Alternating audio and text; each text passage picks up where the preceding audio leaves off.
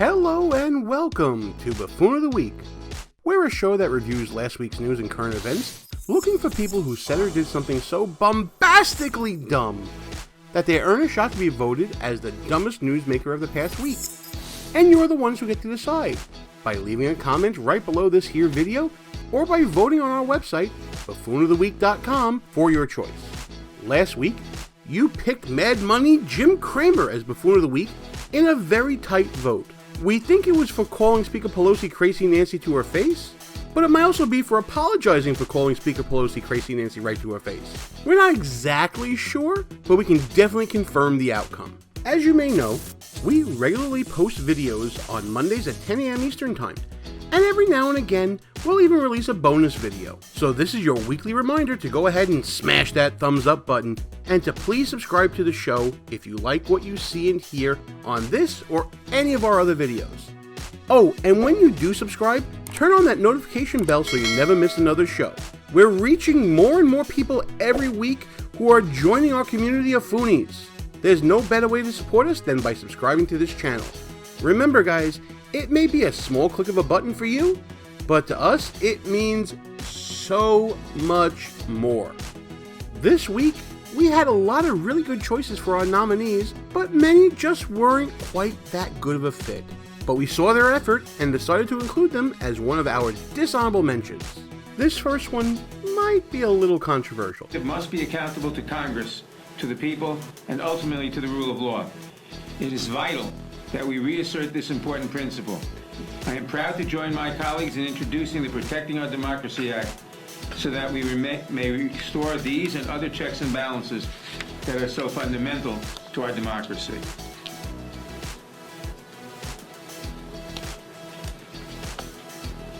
If Jerry Nadler wasn't a former winner of Buffoon of the Week, he would have surely won this week after what appeared to be some, well, difficulties he was having at a recent press conference. Now, let's not be cruel. We all hope that Jerry Nadler is in good health, so let's not bully him or anything.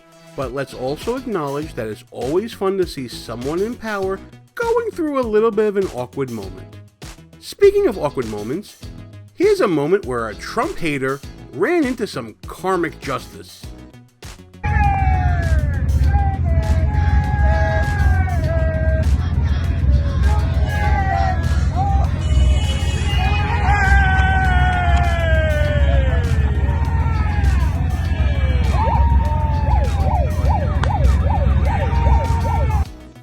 Ooh, that one hurt. Hands at 10 and 2, young lady, and eyes on the road. Luckily, the police were right there on the scene to witness everything. It's amazing how people will justify their bad decisions all in the name of politics. Take this Antifa loser, for example. Burning down the building is a symbolic act. I personally don't burn down It's also buildings. very destructive and Sure, but harmful and wrong. it creates economic activity because you need to employ a bunch of people to build the building back up. I don't know, man. That's like saying bombing Japan was good because then people can clean up the debris. First of all, that's the least intimidating Antifa I've ever seen in my life. Second of all, this just proves that they know that what they're doing is wrong, but they simply don't care. Life without accountability must be fun. And finally, meet Robert Henderson, a man who is claiming responsibility for the death of Justice Ruth Bader Ginsburg. And how did he do it? He prayed for her demise. So I led us into that place. Well, guess what? Ruth Bader Ginsburg has passed away. President Trump will establish a new Supreme Court justice. That's no accident. That's no accident. We dealt with that very significantly. Someone said, now how can you have the authority to do that? Because we are a house of prayer. Because you are a house of, no individual can do that, but a house of prayer that is representing a culture can stand in the courts of heaven and get verdicts rendered out of heaven that will allow God's will to be done. Okay now, Foonies, I'm no theologian, but I don't think you can call yourself a pastor or a man of God if you're praying that someone you don't like dies. Before we unveil this week's nominees, just a quick reminder about buffoonoftheweek.com. It's your one-stop site to hear about buffoons we couldn't feature here in our videos, as well as to find some other interactive content for you to enjoy, like polls, quizzes, lists, and a whole lot more if you register. So after you watch this video, head on over to buffoonoftheweek.com for some more great content. And now for this week's nominees. We present for your consideration two buffoons with wild reactions to the nomination of Judge Amy Coney Barrett to the Supreme Court. We're talking about CNN's Don Lemon and critical race theorist Ibram X. Kendi. Like what you see so far? Go ahead and smash that thumbs up button. Also, leave us a comment and tell us what you're thinking. And don't forget to subscribe so you never miss another show. So based upon your comments in past videos, we're going to guess that this nomination has been a long time coming for a lot of you. Here's what I have to say. The Black Lives Matter movement was started because it was talking about police brutality. If you want an all Black Lives Matter movement that talks about gun violence in communities, including, black communities, then start that movement with that name. But that's not what Black Lives Matter is about. It's not an all-encompassing. Brutality is not the only thing they're talking about. I know that, I agree, but that's not what the Black Lives Matter movement is about, Terry. But here's the thing. Jesus Christ, if that's who you believe in, Jesus Christ, admittedly was not perfect when he was here on this earth. So why are we deifying the founders of this country, many of whom owned slaves? And in the Constitution, the original one, they didn't want, they put slavery in there, that slavery should be abolished because it was the way the king wanted. And then the Congress said, no way. What were the animal shapes? Well, it's a lion, a hippo, and a camel. Isn't that a rhino in the middle? A rhino. You don't even know a hippo from a Sorry, rhino. You got no acuity, son. You got no I'm looking at acuity. it backwards. I'm looking at it backwards. You don't know a rhino That's a from rhino. an Sorry, yes. I'm looking at it backwards. Yep, we've seen your comments in the past asking us why we never nominated Don Lemon before this week. And the answer was either that there was some other bigger buffoon, or we were waiting for a doozy from Lemon. Well guys, your moment has arrived. Check out Lemon's discussion with former Buffoon of the Week Chris Cuomo about the Supreme Court nomination of Judge Amy Coney Barrett.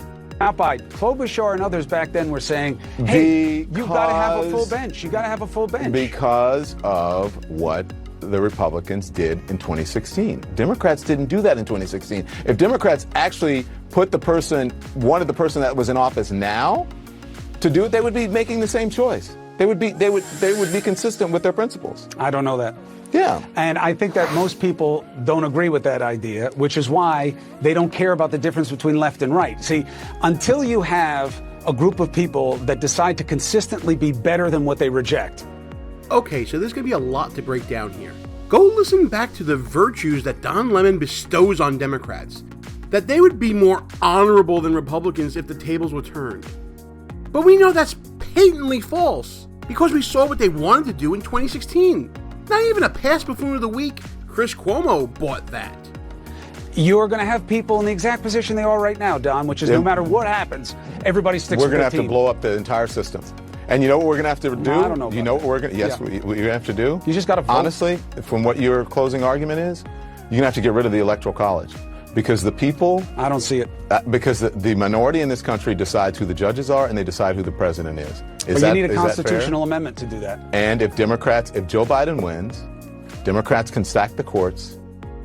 Welcome to Don Lemon's America, folks, where he gets to set the rules, and those rules are totally in his side's favor.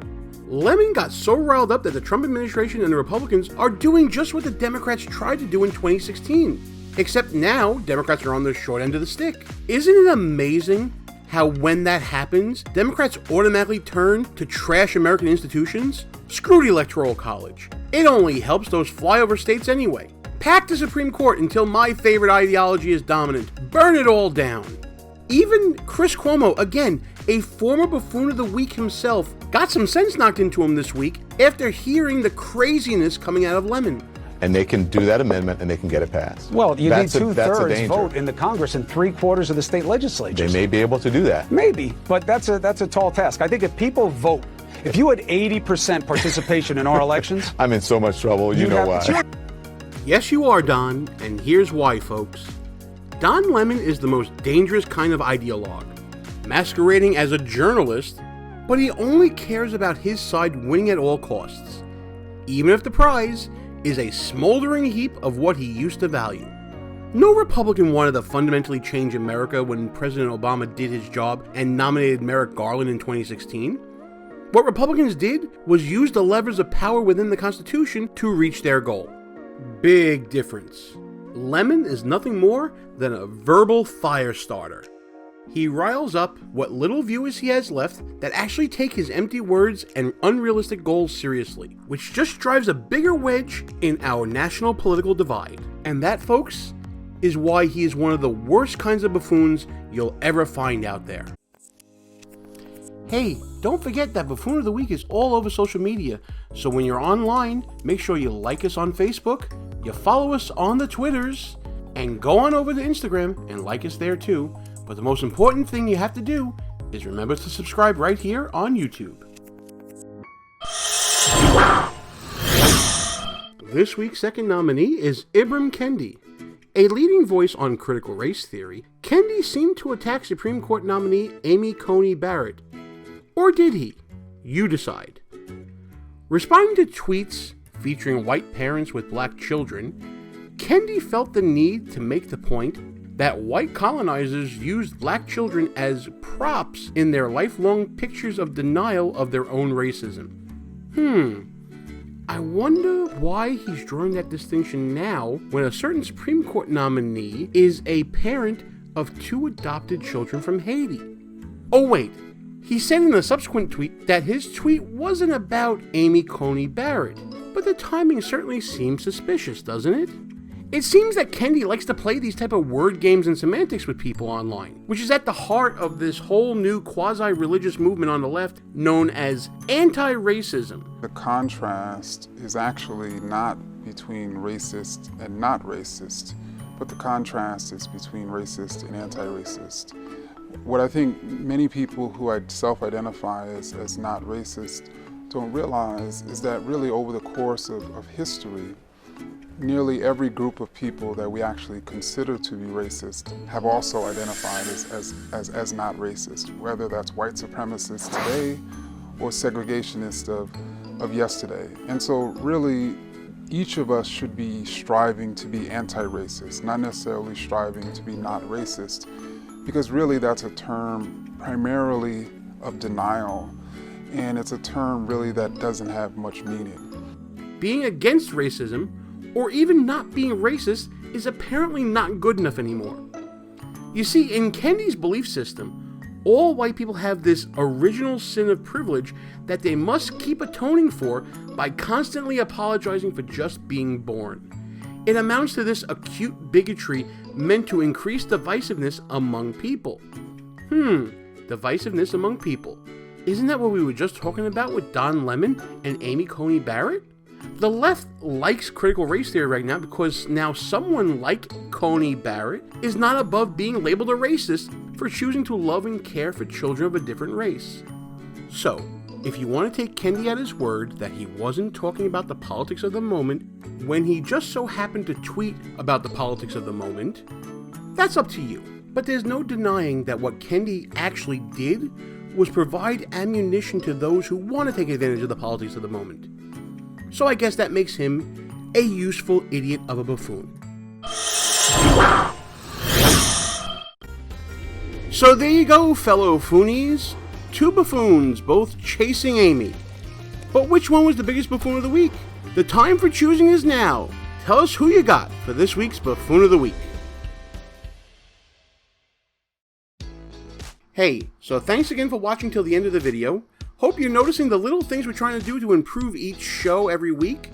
And we hope that you keep coming back, so hit that thumbs up button, subscribe to the channel, and don't forget to put on those notifications so you can come back next week, where we'll have 2 more nominees, but only one can be Buffoon of the Week.